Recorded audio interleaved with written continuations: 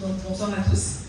Je m'appelle Hédalis Beauchamp, j'ai 19 ans et ça fait maintenant 13 ans que je fais de la danse. Alors j'ai commencé par la danse classique à l'école de danse Symphonie dans le bourg de Bilbao, une toute petite école. Ma première professeure, ça a été Idalia Garcia, une cubaine. Donc c'est avec elle vraiment que j'ai commencé la danse classique et on a posé ensemble les bases. Et puis ma deuxième professeure, ça a été Anne-Frédéric, une Allemande cette fois-ci. Et je dirais que Anne-Frédéric, elle a marqué vraiment pour moi un tournant dans ma pratique de la danse. Parce que je dirais qu'elle m'a appris à aimer danser. En fait, je sais pas pourquoi j'ai décidé que je voulais faire de la danse. Mais en tout cas, mes parents ils m'ont dit qu'il fallait que tu fasses quelque chose. On a essayé le tennis, on a essayé le judo, on a essayé la natation, ça marchait pas. Je me suis dit, bon, pourquoi pas la danse? Donc je suis allée dans la danse. Mais c'est vraiment Anne-Frédéric qui m'a fait aimer la danse. Et puis avec elle, j'ai fait du contemporain. Toujours à Symphonie, j'ai fait également du jazz. Mais à cette époque, je n'avais pas encore, je dirais, perçu le Grouka, la puissance du Grouka. C'était quelque chose que je voyais au loin, on va dire. Et de la même manière, je n'avais pas perçu non plus la puissance des mathématiques. En fait, au primaire, j'étais plutôt, comme on dit, littéraire. C'est-à-dire que moi, pour histoire géo, rédaction, littérature, langue, mais surtout pas les problèmes en mathématiques. Et bon, à force de faire des exercices le soir avec mes parents, j'ai fini par, on va dire, accepter la matière. Puis je suis passée au collège, toujours forcée de faire des mathématiques, mais bon, j'ai accepté la matière. Et sur la fin de mes années de collège, je dirais que j'ai même aimé les mathématiques. Mais jusque-là, j'ai toujours pas perçu la puissance du Grouka. En fait, il faut attendre en seconde. Donc, c'était la journée du créole au lycée. Je pense que tu te rappelles peut-être. Non, tu te rappelles pas. Bon, peu importe. Donc, c'était la journée des langues au lycée et il y avait un coup de tambour. Donc, j'ai entendu ça et vraiment, ça m'a appelée. J'étais avec une amie et il y avait justement ce laonde. Et on s'est dit, allons danser. On n'avait jamais dansé de Grouka. D'accord? La reprise, quand je regarde encore mes vidéos aujourd'hui, on ne savait pas ce que c'était, mais bon, il y avait des gens qui sont passés avant nous. Et donc, on a fait à peu près des trucs, on a dansé. On s'est amusé en tout cas. Et quand je suis ressortie, j'étais changée. Et je me suis dit, mais comment ça se fait que je ne danse pas de Grouka? Qu'est-ce qui se passe en fait? Il y avait vraiment ce truc, l'énergie m'avait vraiment transportée en fait. Donc ni une ni deux en fait, l'année d'après en première, je me suis dit bon, là je fais du Grouka. Je me suis inscrite à l'Académie du Cap, je suis rentrée dans le groupe de danse Chalet, je courais derrière tous les coups de tambour, derrière tous les roses, il me fallait vraiment du Grouka. Et donc dans cette année de première aussi, il fallait choisir des spécialités. J'ai pris notamment la spécialité mathématiques. Et puis, année de terminale, année du bac, il fallait choisir un sujet pour le grand oral. Alors, bon, je ne savais pas trop quoi choisir en mathématiques. Et puis, je discutais avec mon père, et à un moment, il me dit, mais pourquoi pas mathématiques et Grouka? Alors, j'ai dit, pourquoi pas? J'ai accepté l'idée, et bon, j'ai travaillé dessus pendant mon année de terminale, et c'est bel et bien le sujet que j'ai présenté le jour du grand oral. Donc, me voilà aujourd'hui pour vous faire part de mes recherches sur ce sujet, mais comme Lina l'a précisé, je ne viens pas en tant qu'experte pour donner un cours de mathématiques, ni pour donner un cours sur le Grouka. C'est vraiment partager avec vous le fruit de mes réflexions et de mes questionnements. Donc, pour commencer, je me suis dit, dans le cadre du grand oral, faisons un lien entre les mathématiques et le Grouka, juste de manière générale. Alors, prenez une note, un do, un ré, un mi. Prenez une note. Et imaginez que c'est une fréquence. Une note qui vibre à une certaine fréquence qu'on mesure en Hertz. Et supposons qu'on passe à une autre note. Dans ce cas, on change de fréquence, on change de rythme. Si on effectue le rapport de ces fréquences, donc par exemple je prends un Do et un Fa, tous les deux à une certaine fréquence, et je vais faire une division. La fréquence du Fa divisée par la fréquence du Do. Je vais obtenir ce qu'on appelle un intervalle. Autrement dit, c'est un peu la distance entre ces deux notes. C'est vrai que j'ai un PowerPoint. Merci beaucoup. Je ne regarde même pas mes notes, vous voyez ça? Donc, c'est ça. Non, c'est pas ça. Bon, ben, voilà. Oui, ça c'était le début. Voilà. Donc, voilà. Merci beaucoup. Je vais penser à jeter un coup d'œil. Donc, voilà. Ici, vous voyez bien, on a du grave et des aigus. Ça correspond justement à la fréquence qu'on mesure en Hertz. Donc, je disais, on a un intervalle. Quand on fait le rapport de ces deux notes, on a un intervalle. Et il existe un intervalle particulier où quand le rapport de, c'est quand le rapport de ces deux notes, il vaut 2. On appelle cette fois-ci ça, enfin on appelle cette octave, on appelle cet intervalle, un octave. Une octave, je crois qu'on dit. Une octave. C'est un peu cet effet de la même note mais en plus aigu. Un Do plus aigu ou le même Do mais en plus grave. Et donc, pendant longtemps, dans le monde, je dirais, occidental, les musiciens ont cherché à organiser la musique de façon harmonieuse. Pythagore, le mathématicien et également philosophe, s'est dit tiens, prenons une note. Et pour passer à chaque fois à la suivante, on va multiplier par 3 sur 2. 3 demi en fait. Donc, on prend une note, et pour passer à la suivante, on multiplie par 3 demi. Et encore, et encore. En fait, en mathématiques, ça a un nom. Ça s'appelle une suite géométrique. Donc, moi, à ce stade-là, je suis bien contente pour mon baccalauréat, parce que les suites géométriques, c'est au programme c'est plutôt au programme de première. Mais en tout cas, on continue aussi en terminale, donc ça rentre très bien dans mon sujet du grand oral. Et donc, cette gamme, ça s'appelle finalement la gamme de Pythagore, cet enchaînement de notes où on multiplie à chaque fois par 3 demi. Et maintenant, le souci c'est que à la 12e note, c'était dissonant. On appelle ça la quinte du loup. Ça faisait un bruit. Finalement, cette gamme elle a été abandonnée. Et au XVIIIe siècle, Jean-Sébastien Bach propose une nouvelle manière de voir les choses. Il se dit, prenons justement une octave, par exemple 2 Do successifs, et cet intervalle, on va le diviser en 12 parts égales. Un peu comme un gâteau qu'on va découper en fait en 12 parts. Et chaque part va correspondre à un demi-ton. Eh bien, c'est un peu la même chose, c'est-à-dire que pour passer d'une note à la suivante, on va multiplier par un certain nombre, c'est pas important, mais ça s'appelle racine 12e de 2. C'est pas vraiment important, j'étais contente parce qu'on avait toujours cette suite géométrique. Et là, c'est très bien, hein, cette gamme-là, ça s'appelle la gamme tempérée, on a vu la gamme de Pythagore, et le gros cas dans tout ça. Donc je me suis dit, est-ce qu'il n'existerait pas une gamme propre au gros cas? Et à ce moment-là, j'ai découvert Gros cas moderne de Gérard Loquet.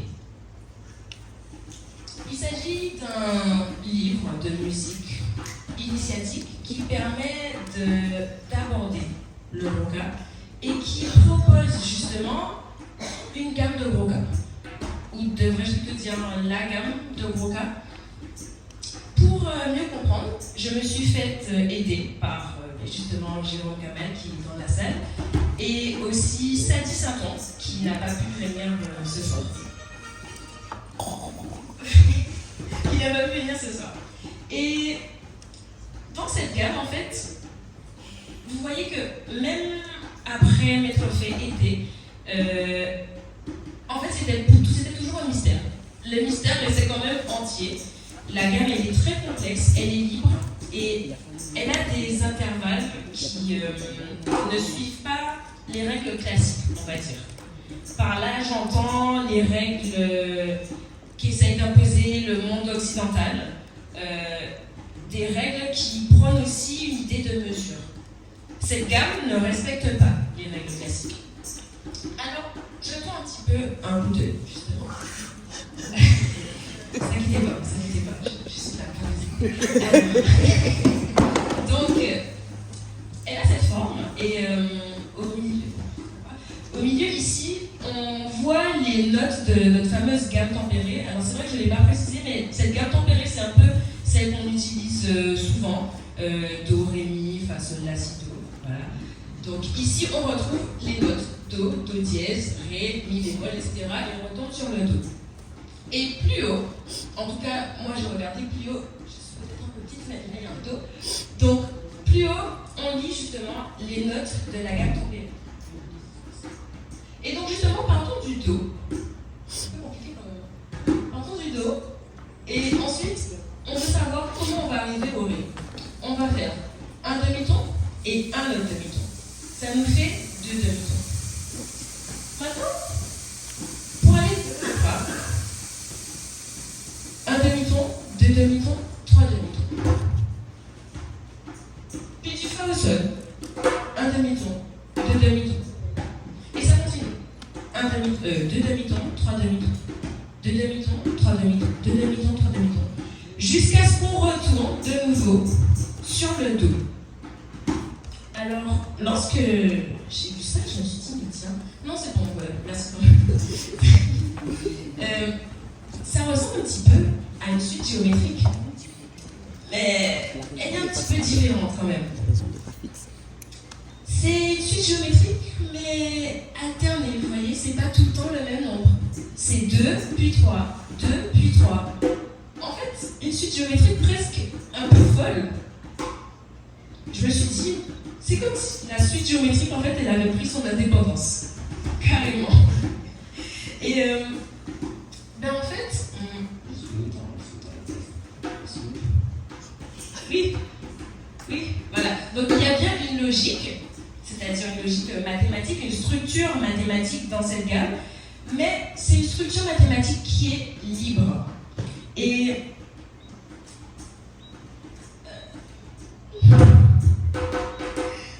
en fait, le truc, c'est que je suis à la fois d'improviser et d'essayer de me caler sur les textes. Excusez-moi. Alors, donc, oui, voilà. Donc, vous voyez comment une simple suite mathématique pourrait, en tout cas, moi, ça a été mon interprétation, traduire la capacité d'un peuple à se réapproprier des règles, à justement pour survivre, ou même pour vivre, ou simplement exister, ou être en dehors de toute forme de contestation ou d'opposition. En fait, cette suite de nombres mathématiques qui se dégage de la gamme de Broca, elle traduit simplement une manière d'exister, notre manière d'exister autrement. Et dans cette gamme, comme dans toute gamme, vous voyez, on retombe sur ses pas. Il y a un cycle. Alors, j'ai réfléchi parce que c'est justement ça qui m'a interpellée. Cycle. Dans le gros cas, cycle. Gros cas. Cycle. Et là, j'ai eu une révélation. Une lumière s'est allumée. En fait, il était là devant moi depuis le début. Le cercle.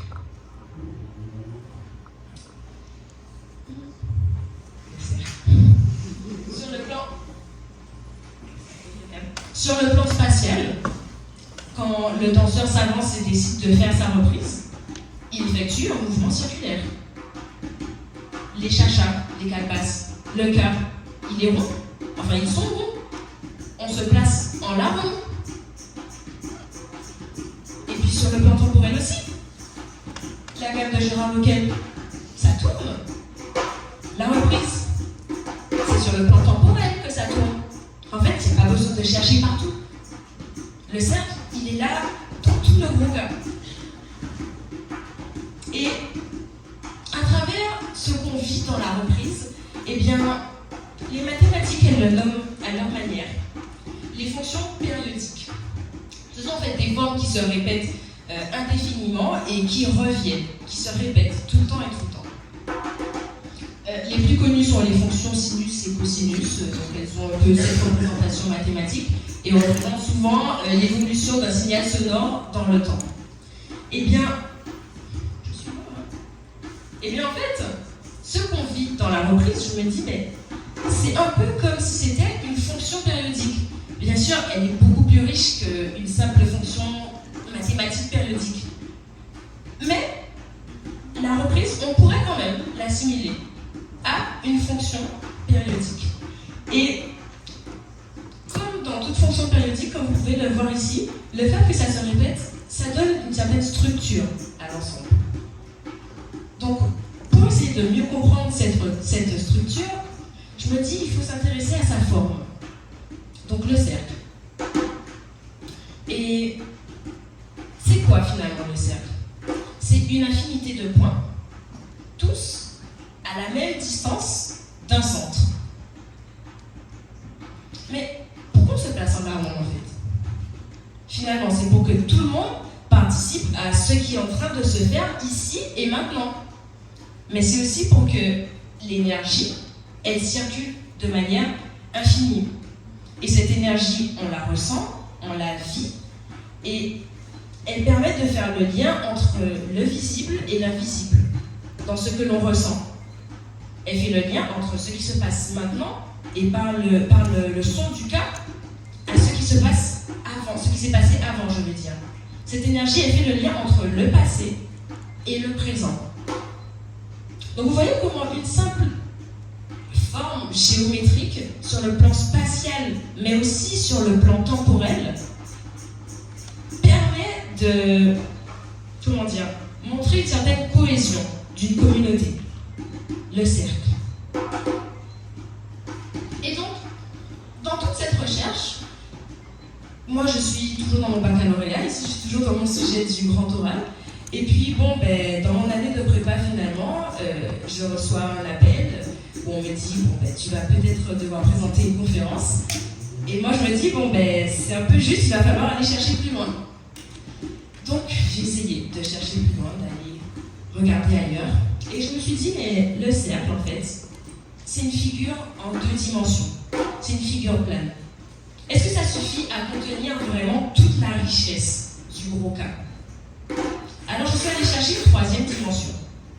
Je me suis placée dans le cercle, certes, mais en 3 dimensions. J'avais oublié cette diapo. Excusez-moi, finalement. Je me suis placée dans le cercle en 3 dimensions. Une hélice. Et de nouveau, des lumières se sont allumées. Je vous ai dit qu'on revenait au même point. On ne revient pas exactement au même point.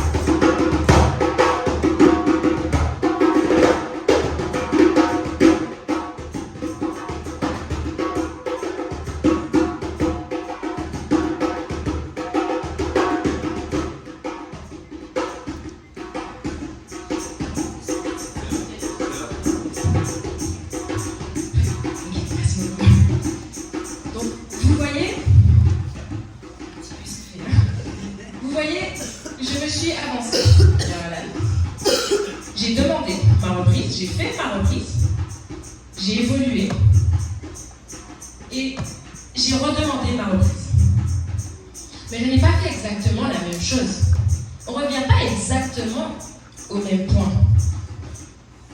Le rythme joué aujourd'hui n'est pas forcément le rythme qu'on a entendu hier. Le Toon Black d'aujourd'hui ne sonne pas comme le Toon Black d'hier. En fait, le gros cas incarne certes une philosophie du retour, mais du retour transformé. Et regardez, c'est ce que nous traduit en fait cette hélice, ce retour transformé. Un instant, s'il vous plaît. Oui, donc le retour transformé. Et justement, Léna dit dans son livre Technica, il s'agit de toujours proposer un fait nouveau, de créer et recréer sans cesse à partir de ce qui vient d'être formulé. Donc moi, quand je vois cette hélice, je vois en fait l'énergie que dessine l'improvisation au fur et à mesure qu'elle se crée. Et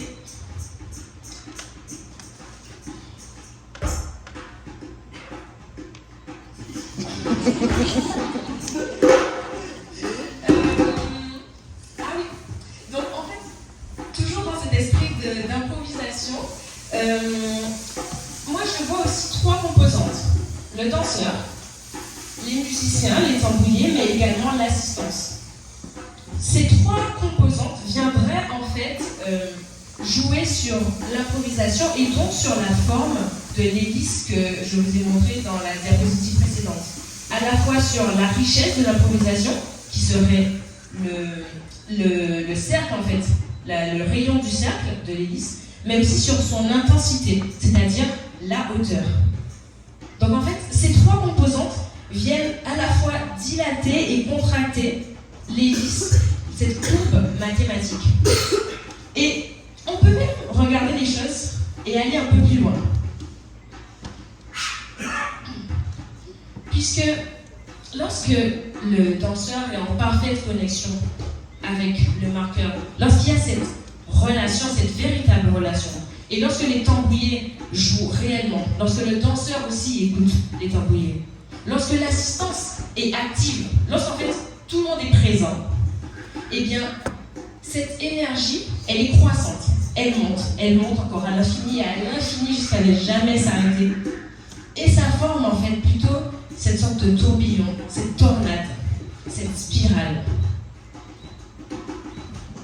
Donc, avec du recul, c'est vrai que dans mon année du baccalauréat, j'ai dit, bon, le cercle traduit bien le gros cas, mais aujourd'hui, en première année de prépa, je dis plutôt, en fait, c'est la spirale qui traduit le gros cas. Le gros cas serait plutôt une spirale, mais vivante, capable de se dilater et de se contracter, de s'agrandir. C'est une spirale vivante. Mais dans un ballon, on peut danser des heures sans jamais refaire la même chose. Et moi, ça m'a interpellée. J'ai une tête, j'ai deux bras, j'ai deux jambes, bon, j'ai un bassin. Alan, sur son cas, il a des graves, des médiums, de l'aigu. Ça fait trois. Comment avec si peu d'éléments, on peut produire quelque chose, enfin autant de diversité? Autrement dit, comment l'infini émerge du fini? Ça a été mon autre question. Comment l'infini émerge du fini?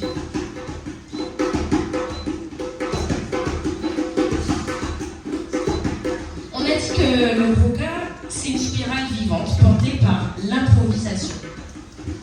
C'est-à-dire en fait l'acte de créer sur le champ avec ce qui est là à notre disposition. Et moi justement cet acte de création il m'a interpellée. chaque geste, chaque son semble répondre, à une nécessité, qu'elle soit collective ou simplement personnelle. Mais pourtant, rien n'est écrit. Donc, est-ce que c'est du hasard? Est-ce que c'est une succession de choix? Et ces questions, elles m'amènent finalement à une nouvelle. Est-ce qu'on peut parler de probabilité? Est-ce qu'on peut parler de probabilité finalement?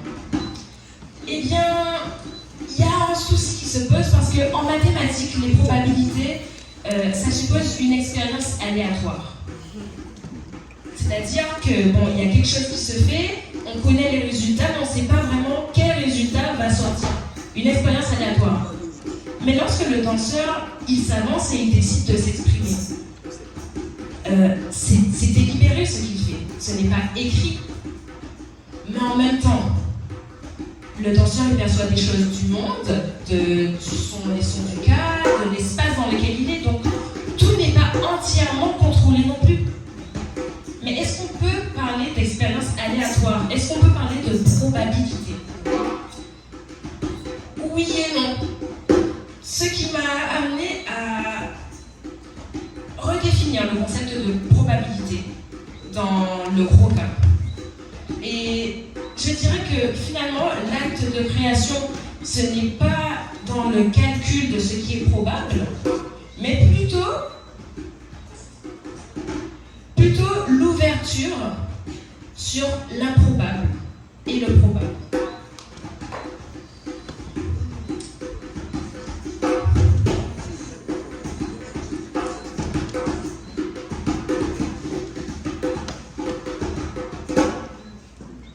Plutôt sur l'ouverture de l'improbable et de l'imprévu.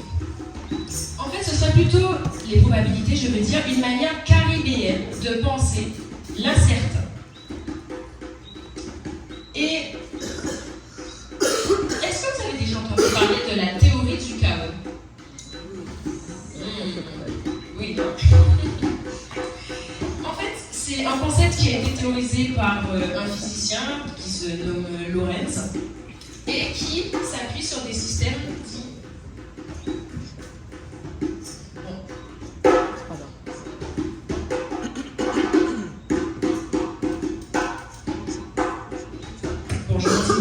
Ça a été un concept théorisé par le physicien Lorentz et qui s'appuie sur des systèmes dits chaotiques, sur des systèmes dits chaotiques ou encore non linéaires, c'est-à-dire qui présentent une extrême sensibilité aux conditions initiales.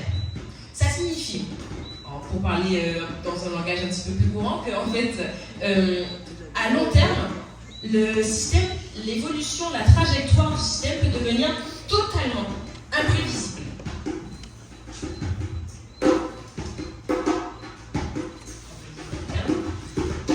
Et dans les systèmes chaotiques, certaines trajectoires justement dessinent des formes qu'on appelle hélicoïdales et dans l'espace, et ça se traduit à travers ce qu'on appelle un attracteur.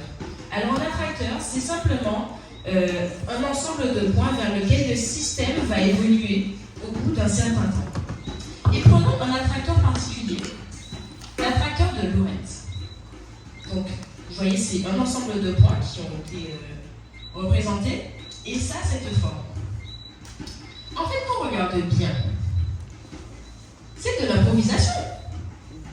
Ces points qui font tout ça de manière imprévisible finalement, mais qui à la fin donnent cette forme. C'est de l'improvisation. Une sorte de liberté qui serait encadrée par des lois internes. Et le Bigidi, dans tout ça, eh bien, il marque cette non-linéarité. Le Bigidi, c'est comme une certaine cassure de ce flux. Vous savez, la spirale que je vous ai montrée tout à l'heure. Une fois que le Bigidi, dans tout ça, il intervient, tout s'effondre. Cette spirale, elle s'effondre. Donc le Bigidi, c'est pour ça que je dis en fait qu'il vient comme une certaine cassure de ce flux.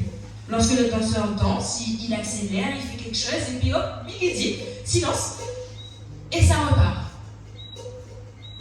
Donc que nous avions tout à l'heure, elle s'effondre, mais le danseur il continue d'improviser. Donc, elle se reforme. Et puis, il y a un autre bikini et elle s'effondre. Et ça recommence encore, et encore, et encore. Toujours à l'infini. Donc, je dirais que le bikini, en fait, il vient rénover et transformer la spirale que nous avions tout à l'heure pour donner plutôt cet aspect. Le bikini, c'est comme un point de bifurcation dans l'improvisation et il va nous projeter dans des lieux, des espaces, des univers parfois improbables. Et de cette manière, les gestes, les sons, les rythmes, les intentions surgissent sous une toute autre forme.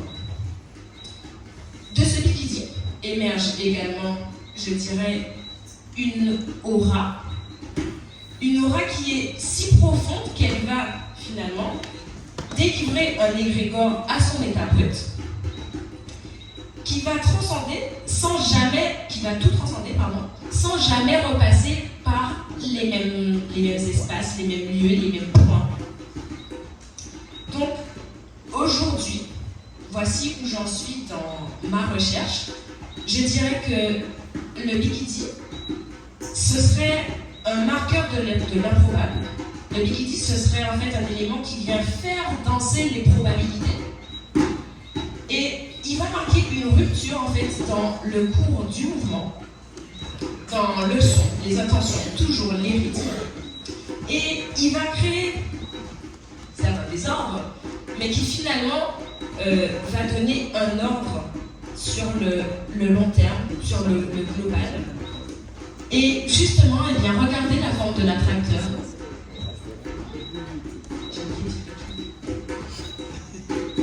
Bon, on va revenir.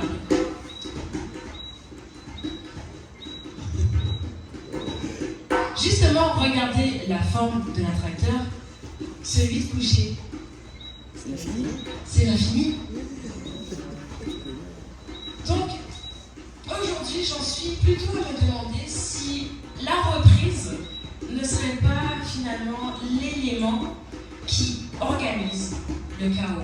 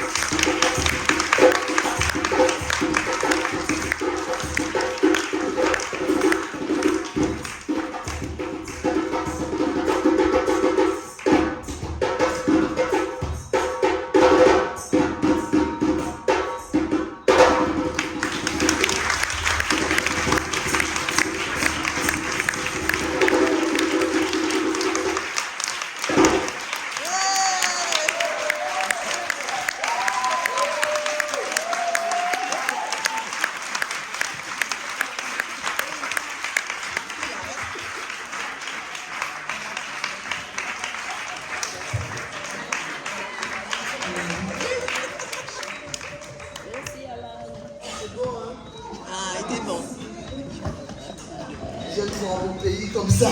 Ah ouais. Ça, c'est mon pays. Hein? Ouais. Docteur Lumide.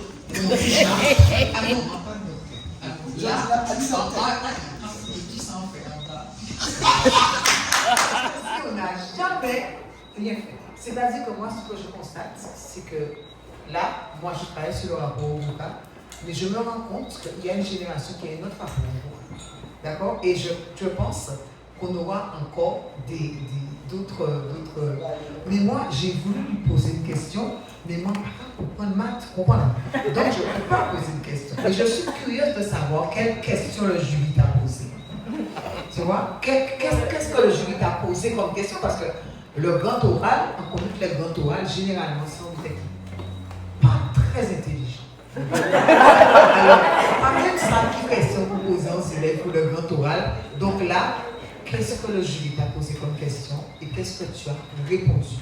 Deuxième question, qu'est-ce que tes professeurs, est-ce que tes professeurs qui sont en classe prépa savent que tu peux faire ça et qu'est-ce qu'ils te disent? Je suis curieuse de savoir tout ça. Vive la Guadeloupe! Waouh!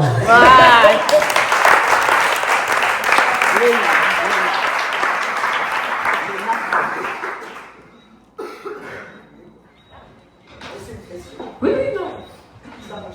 Oui, ça fonctionne. Alors, oui, mes professeurs sont au courant, mais je pense. Alors, j'ai mon professeur principal que j'ai tenu informé.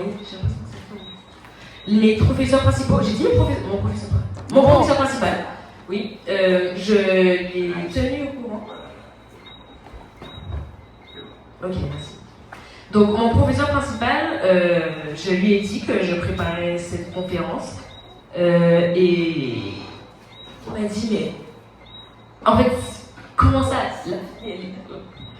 la fille, elle est en prépa et elle prépare ça aussi. Ok, d'accord, bon. Elle prépare ça aussi. Mais je dirais que c'est quand même le seul. C'est seulement sur la fin que j'ai tenu au courant à mes professeurs de mathématiques, en fait j'en ai deux, que je préparais ce sujet. Pourquoi je ne leur ai pas dit avant, je sais pas. J'étais aussi dans le rythme de la prépa, donc ça c'est pas venu forcément. Et pour répondre à la question sur le grand oral, je ne me rappelle vraiment pas. Je ne me rappelle vraiment pas de ce qu'on m'a posé. J'essaye, hein, mais il me semble qu'on m'a demandé, oui, comment m'est venue l'idée de faire ce sujet. Ben, je vous l'ai dit, hein, je parlais avec mon père. Pourquoi pas mathématiques et conca, donc en fait c'est plutôt à lui qu'il faudrait poser la question. Moi j'ai dit oui, pourquoi pas, j'aime l'idée, ça me parle. Et sinon franchement pour le reste, je me rappelle vraiment pas.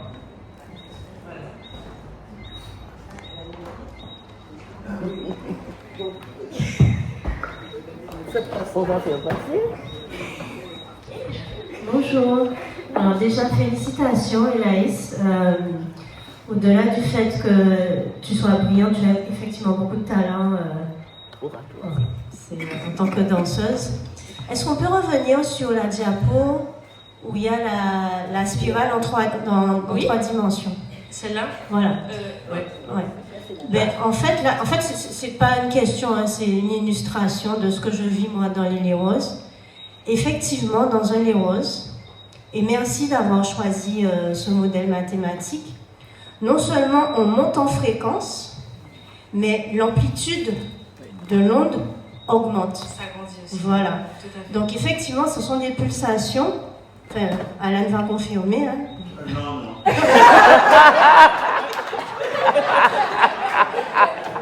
On s'en peut s'embrouiller. Bon, Alan ne confirmera pas. Dans le déroulement d'une soirée léoise, effectivement, on commence à 1.0 et au fur et à mesure, là, on monte en fréquence et en amplitude. Exactement. Et on ne redescend pas nécessairement à 0, on va rester à un certain moment sur une certaine fréquence. L'amplitude va certes diminuer, mais on ne va pas changer de fréquence et on va continuer à monter. Donc merci pour ce modèle mathématique qui est tout à fait représentatif de ce que les personnes qui vont dans les lait roses vivent. Voilà. Et j'ai une question par contre aux jeunes qui sont là. Est-ce que vous, en tant que jeunes et futurs étudiants, et puisqu'il y a des tambouillés aussi, ce que je reconnais, De rien. est-ce que ça vous inspire avoir les mathématiques et le gros cas, ou les mathématiques et les sciences physiques, puisqu'on parle d'ondes sonores. Donc notre ingénieur acoustique n'est pas là. Donc il y a vraiment des recherches mesurables à faire sur le gros cas et les ondes sonores. Donc j'aurais aimé savoir si ça vous inspire son travail.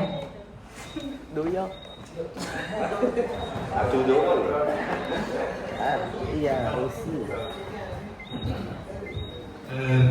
Par rapport aux mesures faites sur le gros cas, aujourd'hui, il y a quelques ingénieurs, comment on appelle ça encore? Les ingénieurs de musique là. Voilà, voilà, il y a quelques ingénieurs de son qui font ce travail de recherche là, notamment avec le groupe 700 Atto, qui ont fait un gros travail par rapport à la sonorisation pour les lyroses, par rapport à ça, puisqu'ils voyaient une tendance à sursonoriser les lyroses. Et du coup, ils ont fait une recherche, recherché comment faire pour que ce soit audible déjà, et que ce soit agréable à l'oreille, quoi, pas trop fort ou désagréable, puisque c'est ça aussi qui faisait qu'aujourd'hui dans les lyroses, on n'ait plus cette ronde qui est très importante, énergétiquement parlant, spirituellement parlant, tout ce qu'on veut.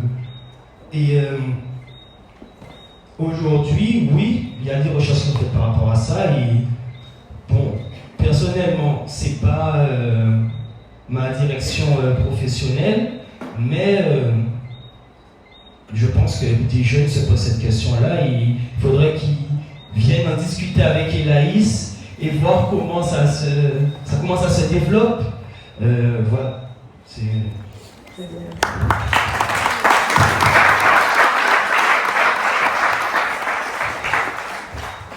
Merci Elaïs pour cette conférence. J'étais vraiment admiratif du travail que tu as fait, de comment s'approcher à cette matière qui est le Boca avec d'autres questions, avec cette fraîcheur de ta génération, et que aussi ouvre des perspectives à la matière Boca qui pour moi sont très sombres. Cette image-là, ça me fait... C'est une image très intéressante parce que dans la question de l'improvisation, on peut en danse contemporaine, qui a été impulsée dans les années 60 par Steve Paxton, il travaille énormément avec cette question de la spirale. Et ce qui m'a paru très intéressant dans ton travail, parce que pour lui, la question de la spirale, il est très en relation avec la force de gravité. Donc, les corps doivent monter pour descendre. Donc, on est dans cette question-là. Et dans ton analyse, comment le Bikidi est bien créé au point que pas nécessairement faire descendre le corps, sinon les suspendre dans une forme d'équilibre pour encore proposer une autre direction. Ça m'a paru très très intéressant en termes d'analyse du mouvement, analyse du geste avancé, parce que c'est quelque chose qui me manque encore de Boca, c'est ces analyses du mouvement autre, ces analyses du geste, comment cette danse se déroule, c'est refait. J'ai beaucoup aimé chacune de ces définitions que tu as apportées, et j'aimerais que tu as dit que l'improbable, c'est une manière qui arrivait de penser l'incertitude. J'aimerais que tu me parles un peu plus de cette idée.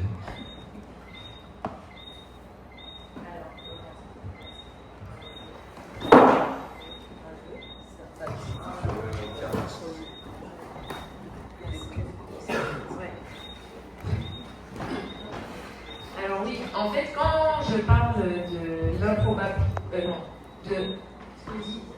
l'improbable, oui, comme manière de penser, en fait, l'incertain, en tout cas dans le contexte caribéen, c'est un peu cette idée de nous, dans notre position, on est finalement habitué à s'adapter à tout bouleversement, en fait.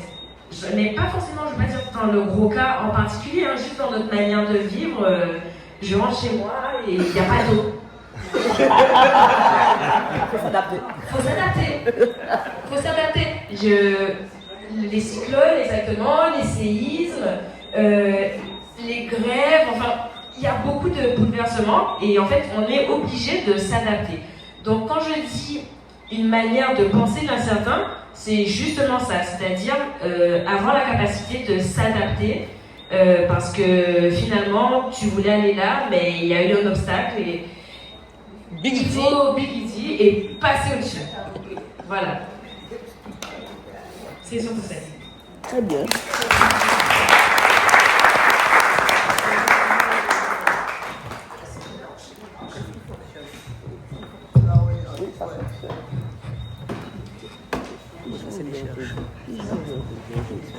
Alors Anaïs, d'abord félicitations et merci beaucoup pour cette présentation et pour moi qui ai fait des mathématiques il y a très longtemps, pour me rappeler du plaisir des mathématiques et de la poésie aussi des mathématiques.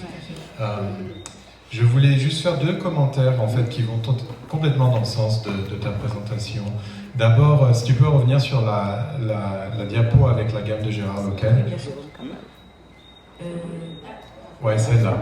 Parce qu'en fait, ça, c'est... La gamme, ici, elle est mise à plat. Mais si on l'a développée dans une 3e dimension, en prenant en compte la fréquence, on voit que le Do, il y a plusieurs Do qui apparaissent dans le cycle. Je ne sais plus combien il y en a en tout.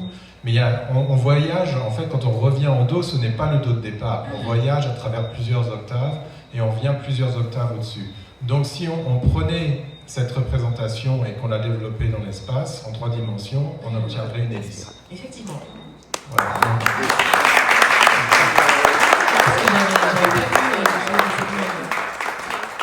Donc ton instinct est vraiment très juste là-dessus. Le deuxième commentaire, ce serait sur la réponse que tu viens d'apporter, en fait, sur l'improbable. Tout de suite, tu es arrivé à cette conclusion. Enfin, j'ai beaucoup aimé cheminer avec toi lors de ta présentation, parce que moi, ça m'a tout de suite fait penser à Édouard Glissant, à l'importance de la théorie du chaos dans sa philosophie. Et pour Glissant, le chaos qui n'est pas le désordre, est justement cette espèce de... C'est le moteur des cultures de la Caraïbe. Et donc là, tu rejoins, peut-être que ce sera pour plus tard, quand tu viendras rattacher la philosophie à la mathématique et à la danse. Mais voilà, tu rentres vraiment là dans une façon un ancrage de la philosophie de la Caraïbe par des penseurs caribéens comme Glissant, comme Benítez Rojo à Cuba, qui se sont tournés en fait vers la théorie du chaos pour penser cet espace ici. Merci.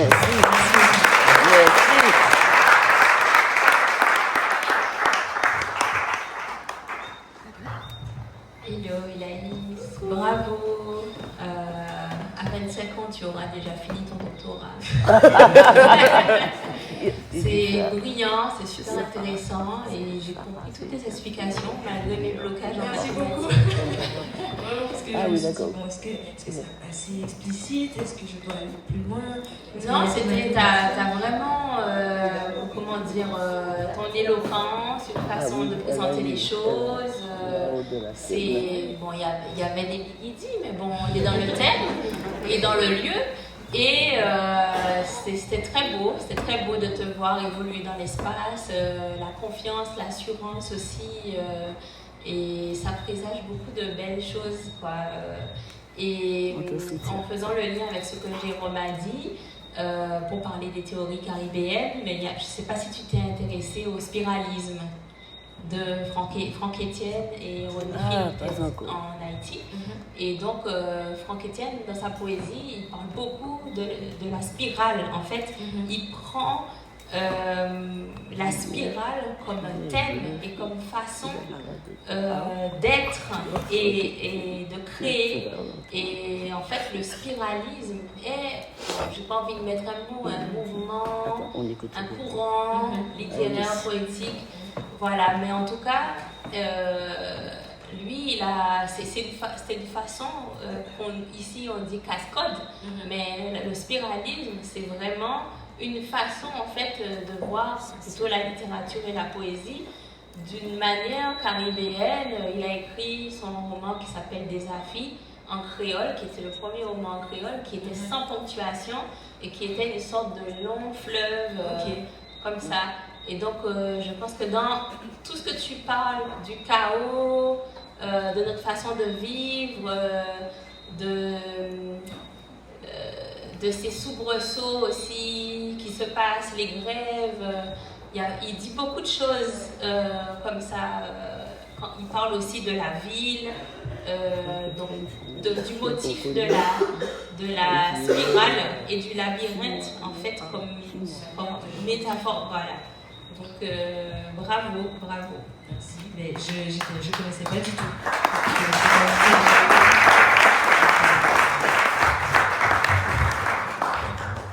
Bonsoir tout le monde, bonjour Anaïs, félicitations, vraiment j'étais bluffée. J'ai beaucoup aimé voyager aussi avec toi dans toute ta démarche, dans toute ton argumentation et toute ta recherche en fait. Hein. Pour moi c'est déjà niveau doctorat, je sais pas, mais je trouve que tu es en bonne voie là pour développer une thèse là-dessus. Alors, en fait, tout ce que tu disais, alors les mathématiques régissent notre vie dans plusieurs domaines. Donc, ça ne m'étonne pas que le rapport, pour moi, entre les mathématiques et le gros cadre n'est pas quelque chose d'improbable ou quoi que ce soit. Mais je voulais faire un rapprochement entre tout ce que tu as développé et une expression chez nous qui dit « si on désole qu'à ton lode ». Souvent, on dit ça. Ça veut dire qu'on ne met pas en opposition, dans notre culture, on ne met pas en opposition le chaos et l'ordre. En fait, le chaos, c'est l'occasion de créer un nouvel ordre à chaque fois. Et dans notre manière de danser, on le fait, on visite tous les jours. Donc à chaque fois, dans notre manière, on parle de résilience quand on parle de notre population, parce qu'à chaque fois, on arrive à s'adapter, on trouve une solution, etc. Mais c'est ça en fait. Et pour moi, le gros cas, l'improvisation, tout ce qui se lie en fait dans le cadre de Les Roses, où tu vas avoir des danseurs qui vont s'influencer entre eux parfois, le marqueur qui peut aussi influencer un danseur dans son évolution, etc. Tout ça pour moi fait partie de petits chaos qui créent finalement un ordre, mais plusieurs ordres différents qui deviennent en fait, qui sont à l'état d'infini, parce qu'il peut y avoir effectivement avec du fini énormément de possibilités finalement. Donc c'est ce que je voulais dire là-dessus.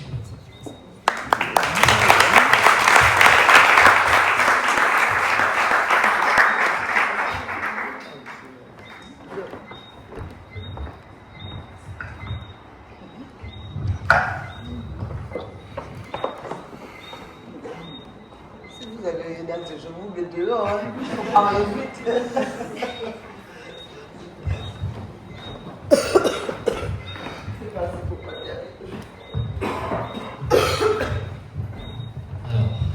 Elaïs, ma fille. Ça serait trop long, mais je vais me contenter de te féliciter déjà. Te poser une question, je pense avoir la réponse. Ça serait simplement de savoir ce que, ne sachant pas où tu veux aller professionnellement, parce que par rapport à ça destine pas nécessairement à la recherche. Mais bon, voilà, on peut bifurquer, on peut prendre des doubles chemins. Donc, savoir ce que tu penses faire de cette affaire voiture entreprise. Est-ce que tu considères avoir fait ce que tu avais à faire dessus et à présenter ton grand oral? Ou est-ce que bien au contraire, tu as l'impression d'avoir ouvert un sacré dossier qui peut être le dossier d'une vie, qui peut t'amener sur toutes sortes de rivages? Là, tu as envoyé à Pythagore, je crois. Tu as été chercher Bach, il me semble, c'est ça. Ensuite, tu es venu voir lequel. Mais tu peux aller dans d'autres contrées, tu peux aller en Afrique, chercher les fondements, vraiment. Enfin, ma fille a pas ça qui va, moi, elle ouvert là.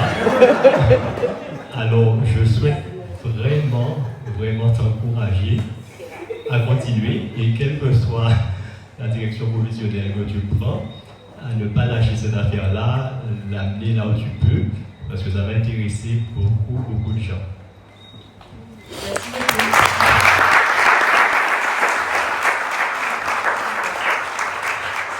Je perçois deux questions en fait dans ce que tu me dis. Qu'est-ce que je compte faire de ce sujet? Comment je me positionne par rapport à lui? Et moi aussi par rapport à mon avenir. Eh bien, les deux sont en parfaite construction. Ça, en fait, comment dire, j'apprends à apprécier les mathématiques, surtout cette année. Et en fait, ce qui me plaît énormément, c'est les liens qu'on peut faire dans les mathématiques et voir ce qu'on a dans la réalité. Voir que tout, en fait, est lié. Et je dirais que quand j'ai, pour le grand oral, préparé ce sujet, en fait, je voulais absolument que ça reste dans les codes du grand oral, c'est-à-dire respecter le programme, parce que, voilà, comme je vous l'ai dit, j'ai parlé de suite géométrique, ça c'était un petit peu parce que fallait quelque chose pour le grand oral. Donc, cette partie-là, j'ai pas trop aimé, sincèrement, la chercher, mais ça m'a mené au cercle. Et c'est vraiment comme une lumière, hein. Quand je vous ai dit c'est une sorte de lumière, je sais pas. Je me suis dit, mais en fait, le cercle. Et quand à ce moment-là, j'ai le cercle qui vient en tête, là je me dis, là c'est bien. Et là, ça me donne envie de chercher. Et pareil pour la spirale. Et donc, je dirais que je prends du plaisir à chercher sur ce thème, sur ce sujet. Donc, ce serait aussi avec plaisir de continuer. Après, pour aller jusqu'où? Est-ce que c'est pour aller jusqu'à la thèse? Ou est-ce que vraiment la thèse c'est une fin? Est-ce qu'il y a quelque chose de plus loin? Je sais pas. Je sais pas. Je sais aussi que tu m'as parlé, il y avait d'autres sujets. Tu m'as dit revenir en Afrique notamment. C'est papa qui m'avait donné prêté un livre, je crois. Je ne me rappelle plus le nom, c'est pas bien. Bon, c'est pas grave. Mais ça parlait du chiffre 3. Et justement, dans ce que Léna me disait, il y a un peu ce triangle finalement qui se forme. Dans l'espace ici, il y a les Templiers, il y a les musiciens, les chachaliers aussi, enfin tout ce qui se passe côté musique. Et puis ça forme à la fin ici, vers le danseur, la pointe du triangle. Il y a toute cette idée du chiffre 3 qui, dans ce livre aussi, faisait référence à l'équilibre, il me semble. En tout cas, dans les civilisations africaines, je dis pas africaines, de manière générale, je ne sais pas exactement. Mais pareil, ça aussi, c'est une piste à creuser et il y a des liens en fait qui peuvent se tisser et donc pour moi, c'est vraiment intéressant aussi de chercher ça. Donc, encore une fois, en construction. Et pour mon avenir, en construction également. Normalement, la danse, j'aime beaucoup. Je m'ouvre un peu plus à la danse. Au tout début, c'était non, je vais faire que la danse. Non, finalement, je vais faire que les études. Finalement, ça a été les deux. Et aujourd'hui, j'en suis à un peu plus la danse que les études. En fait, juste ça danse chez moi. Donc, c'est à voir. Voilà.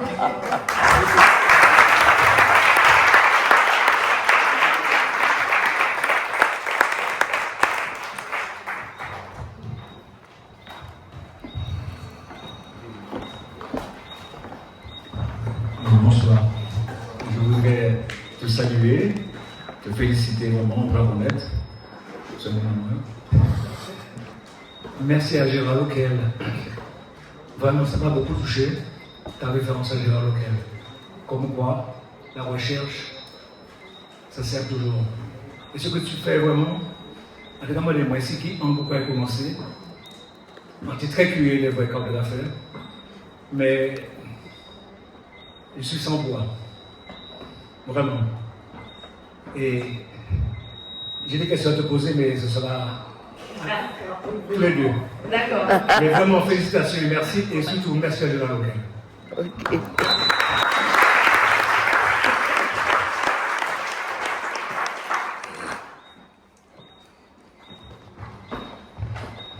Bonsoir.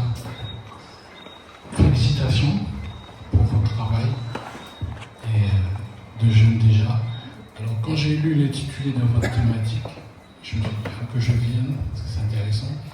Alors, je voulais juste en donner un petit complément par rapport à l'aspect, on va dire, fréquence. Alors, vous avez décrit le mouvement sinusoïdal, très important. Alors, c'est... voilà, c'est ça, exactement. Alors, ça, c'est issu des recherches de Fourier, qui est un physicien. C'est le premier qui a le phénomène de Fourier. Et ça, c'est intéressant parce que ça a déterminé en fin de compte tout le monde scientifique, surtout au niveau de la musique. Et l'apport, on va dire, la venue de l'électricité, surtout, a permis de développer ça. Alors, vous avez parlé aussi j'ai pris note, la racine 12e de 2. Oui.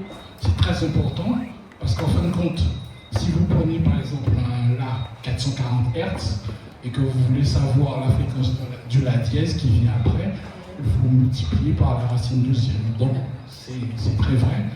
Par contre, il n'y a pas que ce calcul avec les fréquences qui est valable. Parce qu'il faut se dire aussi que le courant, ça fonctionne aussi avec des volts. Alors, moi, je parle en tant qu'électroacousticien et j'utilise aussi des synthétiseurs. Les synthétiseurs, ils n'utilisent pas la fréquence, ils utilisent le volt. Donc, pour avoir les 12 demi-tons dont vous avez parlé, on divise tout simplement 1 volt par 12 demi-tons et ainsi de suite. Ça nous permet d'avoir toutes les notes, les 2, 3, 4 octaves du clavier. Donc, merci déjà pour ce rapport avec scientifique. Qu'est-ce que j'allais dire d'autre? Alors, je rebondis aussi sur la gamme de Local. Je vais vous dire pourquoi. Parce que j'étais étudiant aussi comme vous, et j'étais dans un cadre contemporain. Et ce travail que vous avez fait, je l'ai présenté aussi à des professeurs d'esthétique qui, dans le domaine contemporain, ont regardé la chose d'une façon différente. En fin de compte, les tons et les demi-tons, c'est un schéma, on va dire, imposé par l'Occident. Mais si vous allez en Inde, c'est pas la même chose. Entre un demi-ton, voilà, il y a autre chose. Il y a le coma, il y a, où est-ce que je veux dire, le quart de ton. Donc c'est un regard qui, pour moi, on ne doit pas l'arrêter en 12 demi-tons, voilà, tout simplement. Et puis, qu'est-ce que j'ai noté d'autre? Bon, la fonction périodique. Alors, moi, j'avais plus envie de vous poser une question. Comment est-ce que vous, dans votre pratique de danse, est-ce que vous avez quand vous dansez, vous avez un regard conscient sur votre mouvement et vous pensez aux mathématiques? Alors, je ne sais pas si vous êtes chorégraphe. Est-ce que... Ah, voilà, parce que c'est là que la question se pose. Quand vous composez ou vous êtes chorégraphe, quelle est la place des mathématiques? Est-ce que vous utilisez des permutations? Est-ce que, voilà, combien de fois vous répétez telle ou telle chose? Est-ce que dans votre tête, vous avez ce déclic mathématique? Moi, ça m'intéresse beaucoup. J'aime beaucoup votre question. Ok. La réponse est oui.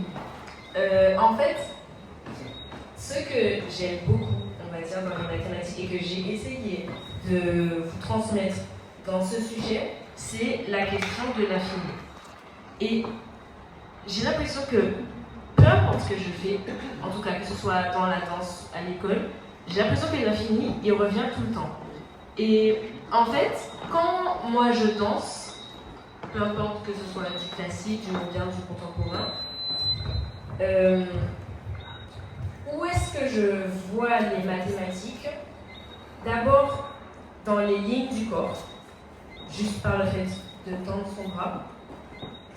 Mais là, je tends mon bras, mais en fait, quand je danse, j'allonge mon bras. Donc je ne pense pas juste à ce bout de bois là comme ça, mais je pense à la ligne, et vous voyez mon doigt, ça continue encore de manière infinie. Sauf que je suis debout, donc c'est là aussi. Et c'est dans ma tête. Et en fait, j'ai l'impression vraiment de ressentir l'infini quand je m'allonge vraiment dans mon corps. Ça Voilà, quand je m'allonge, juste quand j'allonge mes mouvements, j'ai vraiment cette impression de ressentir l'infini et une énergie. Donc, pour moi, les mathématiques, en tout cas dans la danse, c'est surtout comme ça que je les vois, je les perçois. Comme je l'ai dit aussi, dans les lignes du corps, dans le cercle, dans la manière dont on se dispose aussi. Pas tant que ça au niveau des nombres.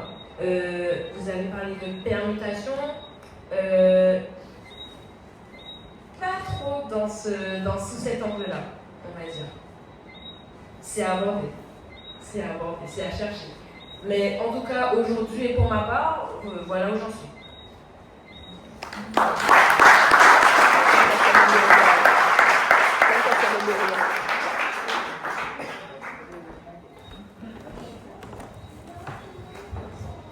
En fait, ce serait pour compléter ce qu'Elaïs disait par rapport à la réponse qu'elle faisait pour le monsieur.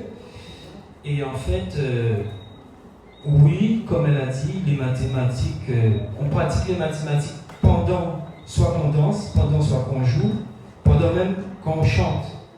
Puisque lors d'un lit rose, je prends un exemple, lors d'un morceau, il y a ce qu'on appelle la reprise. Et la reprise, c'est lorsque le chanteur, le danseur et le marqueur tombent en même temps, au même moment. Et c'est un travail pour le marqueur de tomber en même temps que son chanteur, et c'est un travail pour son danseur de tomber en même temps que le chanteur, pour que les trois fassent corps en fait. Et en tant que marqueur, par exemple, je calcule dans ma tête combien de temps il me reste pour pouvoir faire mon déroulé, pour pouvoir tomber en reprise avec mon chanteur. Je me dis, bon, il me reste tant, pendant que je joue. Pareil pour le danseur, s'il veut tomber en reprise, il faut que ça dise, bon, il me reste tant de temps pour pouvoir être en accord avec la musique et pour que ça puisse couler. Donc en fait, oui, les mathématiques sont pratiquées en continu en fait. Et voilà, c'était pour ajouter quelque chose.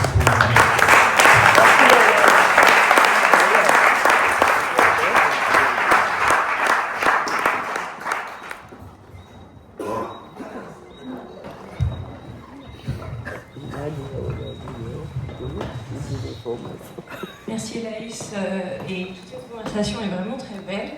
Et là, tu m'as rappelé juste à l'instant avec ton très beau geste et cette idée de ligne infinie à partir de ton bras, des vieilles notions de philosophie. Il y a très longtemps, j'ai fait une licence de philosophie et je pourrais plus te donner des notions plus précises parce que c'est il y a longtemps, mais je t'incite à réfléchir à l'infini en acte et l'infini en puissance.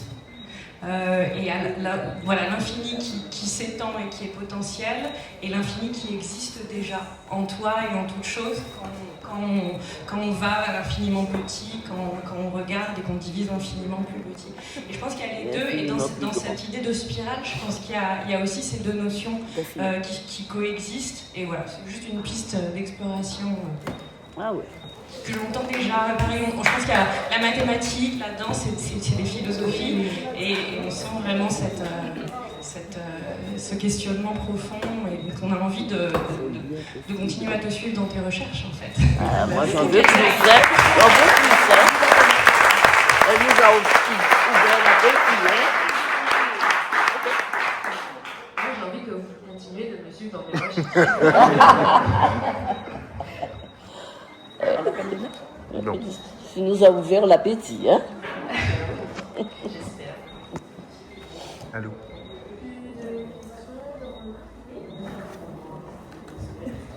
Juste un petit mot. Merci pour le triangle. Tu as touché mon cœur d'ingénieur en génie mécanique. Parce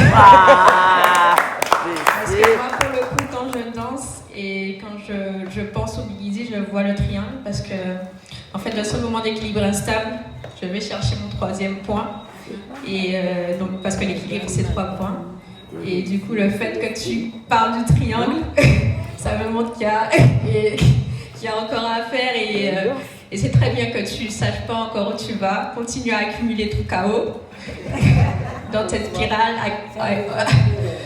avoir de l'entropie et tu iras encore beaucoup plus loin. Et ton profil me touche beaucoup aussi. Merci beaucoup. Voilà. Merci, Blanche.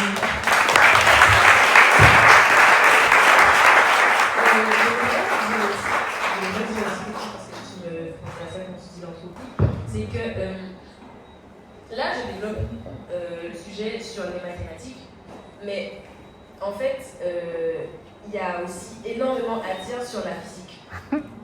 Énormément. Donc là, en fait, bon, je reste sur les mathématiques, je ne dis pas que je compte aller mais cette notion d'entropie, elle est importante parce qu'en fait, l'entropie, c'est la mesure du désordre en physique. Donc, la mesure du désordre, le chaos, excusez-moi, mais c'est là, quoi, ça se voit. Il y a un très grand lien, je veux dire. Donc, à creuser, également.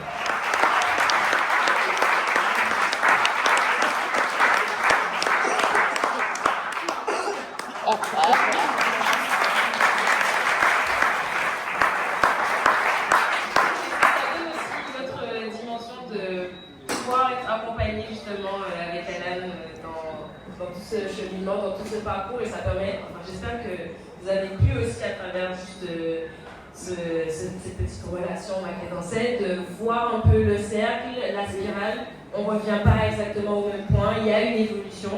Donc voilà, c'était très important aussi pour moi. Et donc merci. Et merci